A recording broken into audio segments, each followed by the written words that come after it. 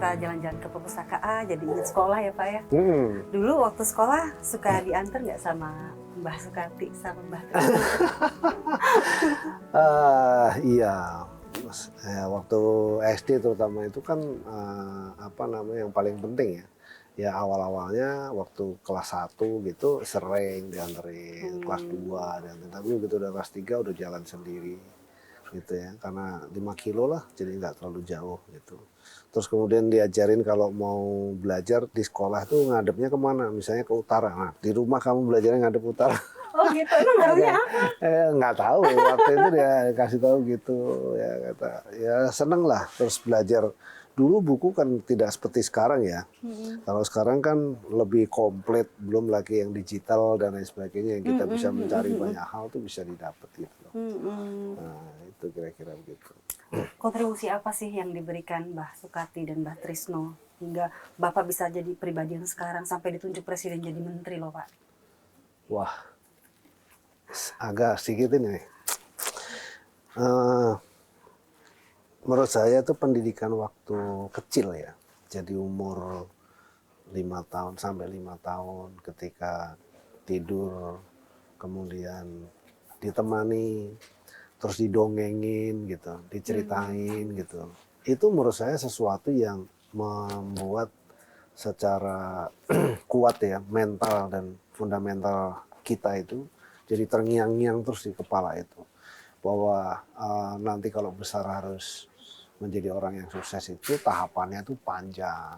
Diceritakan dulu orang bagaimana berjuang, bagaimana orang nggak punya orang tua, lalu bagaimana dia itu selalu tiap malam menjelang tidur tuh ceritain gitu. Nah saya merasa itu mental untuk kemudian bagaimana saya harus menjadi berhasil, jadi fighter ya kan, kemudian tangguh, kemudian tahan banting dan seterusnya. Pak, kalau kata Pak Presiden Jokowi kan berulang-ulang kali dia bilang dia singgung soal isu krisis pangan, tapi dia juga optimis gitu, pede kalau Indonesia nggak bakal krisis pangan. Jadi gimana tanggapan Bapak? Jadi gini, proteinnya ada 2, dari ikan, lalu kemudian dari hewani. Dari ikan kita 100% menguasai, baik itu ikan yang darat maupun ikan laut gitu. Nah itu sumber pangan yang menurut saya kita cukup kuat lah untuk di sektor perikanan. Jadi orang Indonesia nggak akan kelaparan ya Pak? Nggak akan kelaparan gitu. Makan ikan sukang aja yang dari Makassar itu satu nggak perlu pakai nasi. Gitu. Udah kenyang. Udah kenyang. Gitu. Nggak habis, satu bisa buat berdua itu. Karena cukup besar tuh 1 kiloan kalau nggak salah gitu. Gitu. Optimis lah ya Pak ya. Optimis, baik, ya, kita optimis. mungkin keliling sedikit ya Pak ya. Ayo, Saya mau lihat perpustakaannya. Ya.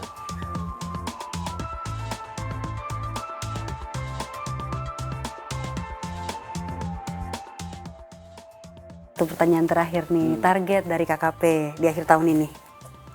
Jadi gini, awalnya tuh punya pemikiran yang sangat ambisius karena kan ukuran yang paling mudah untuk dilihat tuh kan yang pendapatan cash basisnya. Jadi cashnya itu adalah PNBP ya. PNBP yang kita terima itu dari tahun ke tahun maksimal itu di 2020 itu hanya 600 miliar.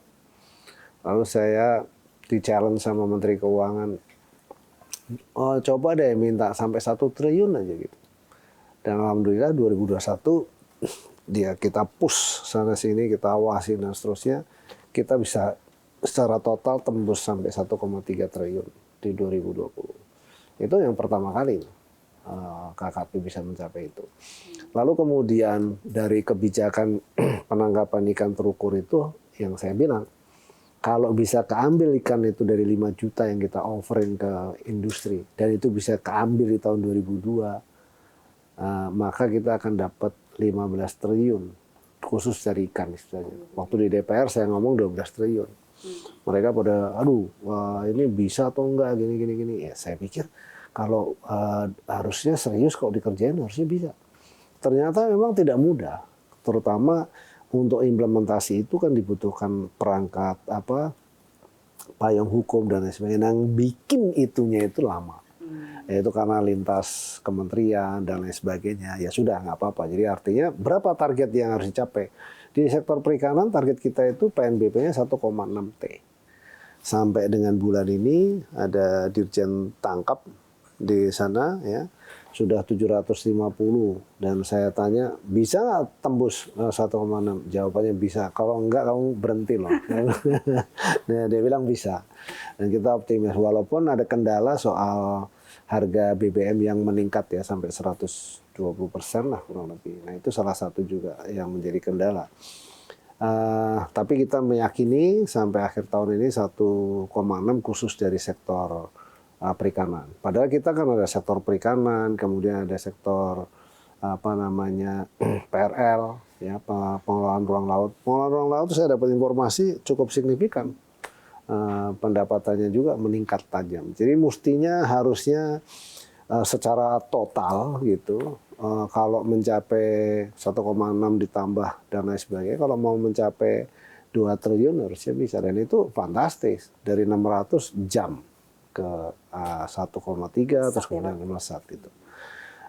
Kemarin Menteri Keuangan di minggu lalu kalau nggak salah itu sempat menyampaikan pertumbuhan sektor perikanan itu meningkat sampai 111%.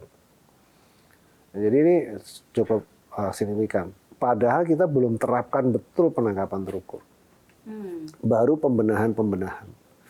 Kalau penangkapan terukur ini betul-betul kita bisa implementasikan dan seluruh perangkatnya selesai, jadi termasuk tadi kamu lihat comment center dan sebagainya, saya meyakini akan terus meningkat gitu. Harapan saya ya 2023 mestinya harus meningkat terus sampai meningkat. Terima kasih banyak Pak Trenggono. Ngopi dulu. Ngopi dulu ya. Iya, terima kasih ngopi, banyak. Diakhiri ngopi.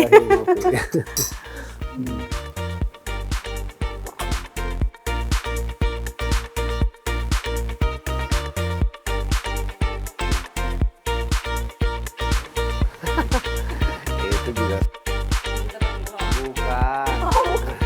bukan.